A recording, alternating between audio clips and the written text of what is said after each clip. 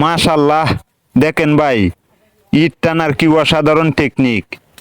আপনারা এই টেকনিকটি ব্যবহার করবেন, কাজ হবে খুব দ্রুত গতিতে। দোয়া করি আল্লাহ যেন সকল গরিব অসহায় মানুষদের সফলতা দান করেন। আমিন।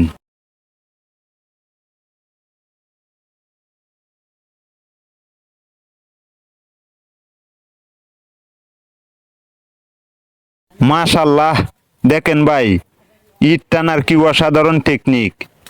আপনারা এই টেকনিকটি ব্যবহার করবেন, কাজ হবে খুব দ্রুত গতিতে।